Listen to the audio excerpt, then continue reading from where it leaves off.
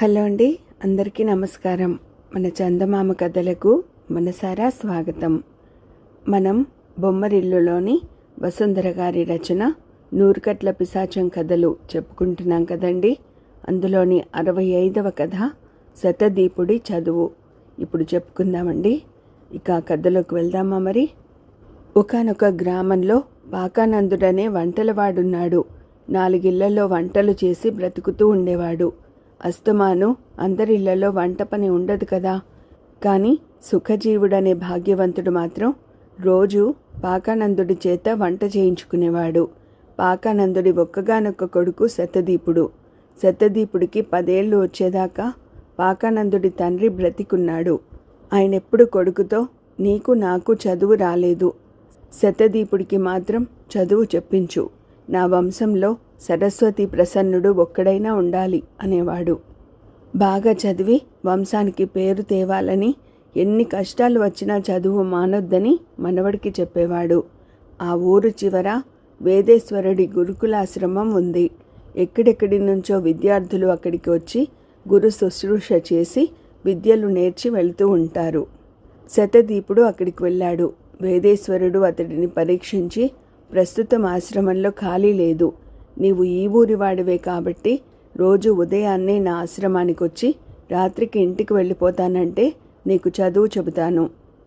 అయితే ఒక షరతు, ఎప్పుడూ నీవు వరుసగా 3 రోజులు ఆశ్రమానికి చదువు కోసం రాకపోయినా, అబద్ధం చెప్పినా, తెలివి తక్కువగా ప్రవర్తించినా నిన్ను శిష్యరికం నుంచి బహిష్కరిస్తాను అని చెప్పాడు. అందుకు అంగీకరించిన శతదీపుడు ఆ ఆశ్రమంలో చేరి గురువు చెప్పినట్లే చేస్తున్నాడు. అలా 2 ఏళ్ళు గడిచాక ఒకరోజు అతడి తాతయ్య మరణించాడు. చనిపోయే ముందు కూడా ఆయన శతదీపుణ్ణి చదువు గురించి హెచ్చరించాడు. చదువు విషయంలో నీకు ఎప్పుడు ఎలాంటి ఇబ్బంది కలిగినా నన్ను తలుచుకో అని చెప్పాడు. తండ్రి పోయిన కొన్నాళ్ళకి పాకానందుడికి జబ్బు చేసి మంచాన పడ్డాడు. అతని భార్య గుణవతి భర్త సంరక్షణ చూసుకుంటూనే కొడుకును రోజు ఆశ్రమానికి పంపేది.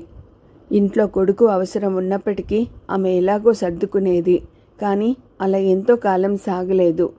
ఒకరోజు సుఖజీవుడు వాళ్ళింటికి తన మనిషిని పంపి, వంట మనిషి లేనిదే నాకు రోజు గడవదు, మీ పరిస్థితి తెలిసి కొన్నాళ్ళు సర్దుకున్నాను, ఇక అలా కుదరదు, వెంటనే మీ ఇంటి నుండి ఎవరో ఒకరు వచ్చి నా ఇంట్లో వంట చేయాలి, లేదంటే మరో మనిషిని పెట్టుకుంటాను అన్నాడు.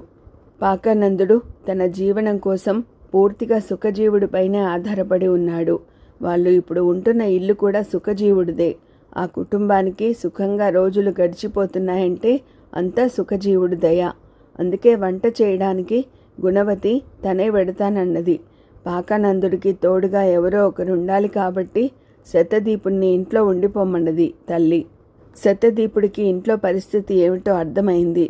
అతడు తండ్రితో, నాన్న, ఎలాగూ నేను ఇంట్లో ఉండాల్సి వచ్చినప్పుడు వంటకు అమ్మను పంపడం ఎందుకు, అమ్మ నిన్ను చూసుకుంటుంది, వంట చేయడానికి నేనే వెడతాను అన్నాడు. బయలుదేరే ముందు అతడు తాతయ్యను తలుచుకుని, తాతయ్య, నా చదువుకు ఇబ్బంది వచ్చింది, ఎలా రక్షిస్తావో నీదే భారం అనుకున్నాడు మనసులో. ఆ తర్వాత నుంచి శతదీపుడు రోజు సుఖజీవుడి ఇంటికి వెళ్ళి వంట చేయసాగాడు. 2 వారాలకి పాకానందుడు పూర్తిగా కోలుకుని మామూలు మనిషి అయ్యాడు. ఇక శతదీపుడు మళ్ళీ చదువు కొనసాగించాలనుకున్నాడు. కానీ అప్పుడు ఇంకో ఇబ్బంది వచ్చింది. సుఖజీవుడికి శతదీపుడి వంటలు బాగా నచ్చాయి. మీ వాడి చేతిలో అమృతం ఉంది, నువ్వింత అద్భుతంగా ఎప్పుడు వంట చేయలేదు, ఇక మీదట రోజు మీ వాడే మా ఇంట వంట చేయాలి, నీవు వేరే పనేదైనా చూసుకో అన్నాడు సుఖజీవుడు. బాగా చదువుకుంటున్న కొడుకును వంటవాడిగా మార్చడం పాకానందుడికి ఇష్టం లేదు. ఏం చేయాలో పాలుపోక అప్పటికి మాట్లాడకుండా ఇంటికి వెళ్ళిపోయాడు. ఆ రోజు శతదీపుడే సుఖజీవుడి ఇంట్లో వంట చేసి రాత్రికి ఇంటికి తిరిగి వెళ్ళాడు. ఆ రాత్రి శతదీపుడు మళ్ళీ తాతగారిని తలుచుకుని తనకేదైనా ఉపాయం చెప్పమన్నాడు. అప్పుడు, రేపటి నుంచి నీవు మామూలుగా ఆశ్రమానికి వెళ్ళి చదువు కొనసాగించు, నీ చదువు పూర్తయ్యే వరకు ఇంట్లో ఏ లోటు లేకుండా నేను చూసుకుంటాను అన్న మాటలు శతదీపుడి చెవిలో వినిపించాయి. మర్నాడు శతదీపుడు ఆశ్రమానికి వెళ్ళాడు.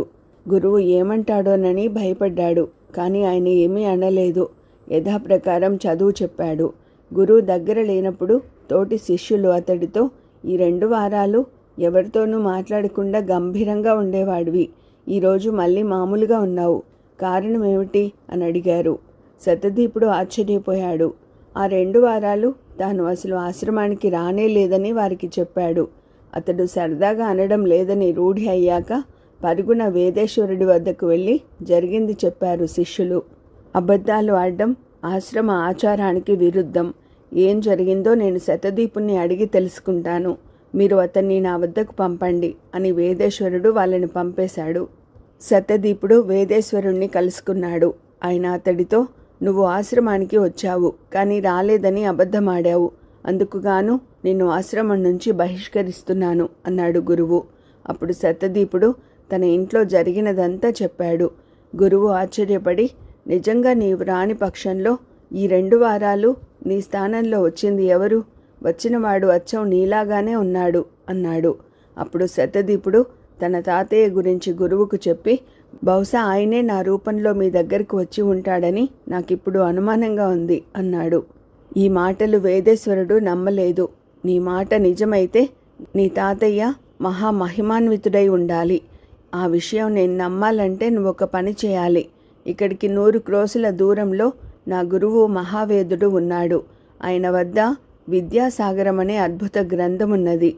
అది నాకు కావాలంటే ఆయన ఒక షరతు పెట్టాడు. ఆ గ్రంథం కావాలని విన్నపం రాసి 1 రోజులో ఆయనకు చేరేలా పంపాలి. అంత దూరానికి 1 రోజులో వినతిపత్రం పంపడం నా వల్ల కాక నేను ఆ గ్రంథం మీద ఆశ వదులుకున్నాను. ఇప్పుడు నేను నీకు తాళపత్రంపై విన్నపం రాసిస్తాను. నీవు రేపు ఉదయానికల్లా నీ తాతయ్య ద్వారా నాకు ఆ గ్రంథం తెప్పించిపెట్టు. అప్పుడే నీ మాటలు నమ్ముతాను అన్నాడు. చేసేది లేక సరేనన్నాడు శతదీపుడు. వేదేశ్వరుడు అతడికి తాళపత్రం మీద విన్నపం రాసిచ్చి, నాకు ఆ గ్రంథం సంపాదించి పెట్టు. అతి తక్కువ వ్యవధిలో చదువులో నన్ను మించిన వాణ్ణి చేస్తాను. గ్రంథం సంపాదించలేకపోతే ఆశ్రమ బహిష్కారం తప్పదు సుమా అని మరోసారి హెచ్చరించాడు. శతదీపుడు తాళపత్రం తీసుకుని ఇంటికి వెళ్ళాడు. అప్పటికి ఇంటి వద్ద వాడి కోసం షడ్రశోపేత భోజనం సిద్ధంగా ఉంది. తండ్రి వాడితో, ఒరేయ్, నీ చదువు ధర్మమా అని ఇంట్లో అన్నీ అమరుతున్నాయి. ఇక నేను సుఖజీవుడింటికి వంట పని చేయడానికి వెళ్ళడం లేదు. మా నాన్న ఆయన్ను భయపెట్టి ఈ ఇల్లు కూడా మన సొంతం చేయించాడు అన్నాడు. శతదీపుడికి సంతోషం కలగలేదు. దీనంగా ముఖం పెట్టి తండ్రికి ఆశ్రమంలో జరిగింది చెప్పాడు. పాకానందుడు వెంటనే, ఈ మాత్రం దానికి విచారం ఎందుకు? నిజానికి నీ చదువు ఆలస్యమైన కొద్దీ నాకే మంచిది. నీ చదువు కోసమే మా నాన్న మనకి అన్ని ఏర్పాట్లు చేస్తున్నాడు. బతికుండగా ఏమీ ఇవ్వలేకపోయినా చచ్చి మనల్ని సుఖపెడుతున్నాడు. అంతా మన మేలుకే అంటారు. నీకు వేదేశ్వరుడు కాకపోతే మరో గురువు దొరుకుతాడు. ప్రస్తుతానికి సుఖంగా గడుపుదాం అన్నాడు. శతదీపుడు తండ్రి మాటలు పట్టించుకోలేదు. అతడు మనసులో తాతయ్యను స్మరించుకుని గురువు తనకిచ్చిన బాధ్యతను చెప్పాడు. మరుక్షణమే అతడి చేతిలోని తాళపత్రం మాయమైంది. మర్నాడు శతదీపుడు నిద్ర లేచేసరికి అతడి మంచం మీద ఓ గ్రంథం ఉంది. దానిపై విద్యాసాగరం అని వ్రాయబడి ఉంది. శతదీపుడికి కలిగిన సంతోషం అంతా ఇంత కాదు. వాడు వెంటనే శుచి అయి సుస్నాతుడై ఆ గ్రంథం తీసుకుని గురుకులాశ్రమానికి వెళ్ళి దానిని గురువుకి అందించాడు. వేదేశ్వరుడు ఆతృతగా ఆ గ్రంథాన్ని అందుకుని పుటలు తిప్పి చూసి, నిజంగా ఇదో అద్భుతం. నా వల్ల కాదనుకున్న పని నీ వల్ల జరిగింది అన్నాడు. అప్పుడు శతదీపుడు తండ్రి తనతో అన్న మాటలు గురువుకు చెప్పి, గురువర్యా, నేను బాగా చదువుకోవాలని మా తాత ఆత్మ ఆక్రోశిస్తోంది. అందుకే ఆయన ఎల్లవేళలా నన్నంటి పెట్టుకునే ఉంటున్నాడు. ఆయన ఆత్మ విముక్తి కోసమైనా నా చదువు తొందరగా పూర్తయ్యేలా చేయండి అని వేడుకున్నాడు. వేదేశ్వరుడి కళ్ళు ఎర్రబడ్డాయి. నీకు విద్య పట్ల ఆసక్తి లేదు, కానీ ఉన్నదన్న భ్రమ నాకు కలిగించడానికి ప్రయత్నించావు. అందుకు నిన్ను మెచ్చుకుంటున్నాను.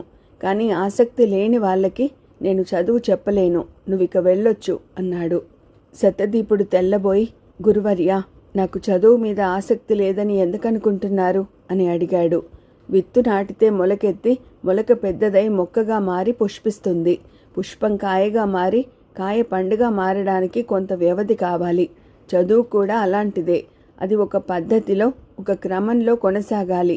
నేను తొందరగా ముగిస్తానన్నా సరే, చదువు మీద ఆసక్తి ఉన్నవాడు చదువు పూర్తి చేయాలని తొందరపడకూడదు.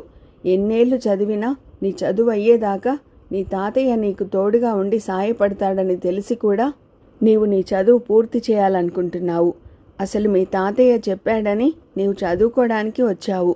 ఆయన ఆత్మకి విముక్తి కలగాలని తొందరగా చదువు పూర్తి చేయాలనుకుంటున్నావు. నీకంటూ చదువు మీద ఆసక్తి లేదనడానికి ఇంతకంటే రుజువేముంటుంది అన్నాడు వేదేశ్వరుడు. గురువర్య, విద్యాసాగర గ్రంథాన్ని తీసుకువస్తే నాకు చదువు చెప్పడం కొనసాగిస్తానన్నారు. ఇప్పుడిలా అనడం తమకు న్యాయం కాదు అన్నాడు శతదీపుడు కళ్ళనీళ్లతో. ఈ గ్రంథం తీసుకుని రావడం వల్ల నేను నీ తాతయ్య మహిమని నమ్మాను. నీ తాతయ్య మహిమ నమ్మగానే నీకు చదువు మీద ఆసక్తి లేదని కూడా తెలిసిపోయింది. ఇక నీకు చదువెలా కొనసాగించను అన్నాడు వేదేశ్వరుడు. గురువర్య, నేను మిమ్మల్ని తప్పు పట్టడం లేదు. మీరు పొమ్మంటే తప్పక వెళ్ళిపోతాను. కానీ మీరు పదే పదే నాకు చదువు మీద ఆసక్తి లేదని ఎందుకంటున్నారో చెప్పండి. కారణం తెలుసుకుని వెళ్ళిపోతాను అన్నాడు శతదీపుడు. నీకు నిజంగా చదువు మీద ఆసక్తి ఉంటే సుఖజీవుడి ఇంటికి నీ తాతయ్యని నీ రూపంలో పంపి నీవు ఆశ్రమానికి వచ్చి నిరవధికంగా విద్యాభ్యాసం కొనసాగించేవాడివి.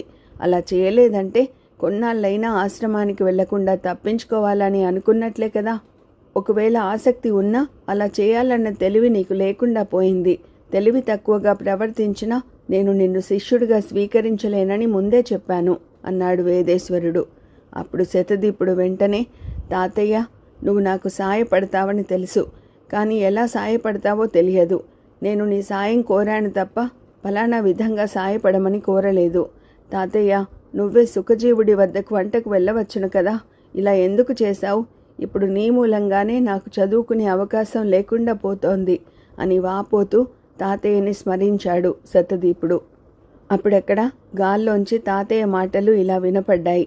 ఆర్య, ఈ విషయంలో తప్పు నాదే గాని నా మనుమడిది కాదు. నా జీవితంలో ఎన్నడూ గురుకులాశ్రమం చూడలేదు. నా మనుమడది నిత్యం చూస్తున్నాడు. వాడికి సాయపడే నెపంతోనైనా కొంతకాలం మీ ఆశ్రమంలో గడపాలనిపించి నేను అలా చేశాను. నా తప్పుకు నా మనుమని శిక్షించకండి. వాడి చదువు కొనసాగించి నా ఆత్మకి శాంతి కలిగించండి. ఈ మాటలు వింటూనే వేదేశ్వరుడు వెంటనే శతదీపుణ్ణి మళ్ళీ తన శిష్యుడిగా స్వీకరించి అన్నమాట ప్రకారం అచిరకాలంలోనే సకల విద్యాపారంగతుణ్ణి చేశాడు. శతదీపుడు గొప్పవాడై దేశంలో పేరు తెచ్చుకుని తాత ఆత్మకు శాంతిని విముక్తిని ప్రసాదించాడు. వినయశీలుడు ఈ కథ పూర్తి చేయగానే దేశంలోని బాలలంతా చదువుకోవాలి, కానీ పేదరికం కారణంగా ఎందరో బాలలు పిన్న వయసులోనే ఈడుకు మించిన పనులు చేస్తూ చదువుకి దూరం అవుతున్నారు.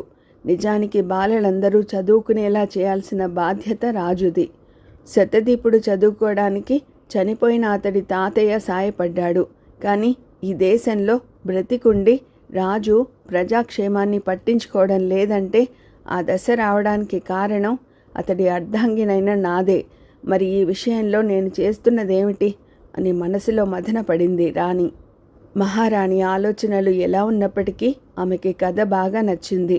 ఆమె కథని మెచ్చుకోగానే వినయశీలుణ్ణి ఆవహించిన 100 కట్ల పిశాచానికి మరో కట్టు విడిపోయింది. మర్నాడు వినోద ప్రదర్శనకు ముందు యథాప్రకారం కథ వినడానికి మళ్ళీ వచ్చింది మహారాణి. వినయశీలుణ్ణి ఆవహించి ఉన్న పిశాచం మరో కథ చెప్పడం ప్రారంభించింది.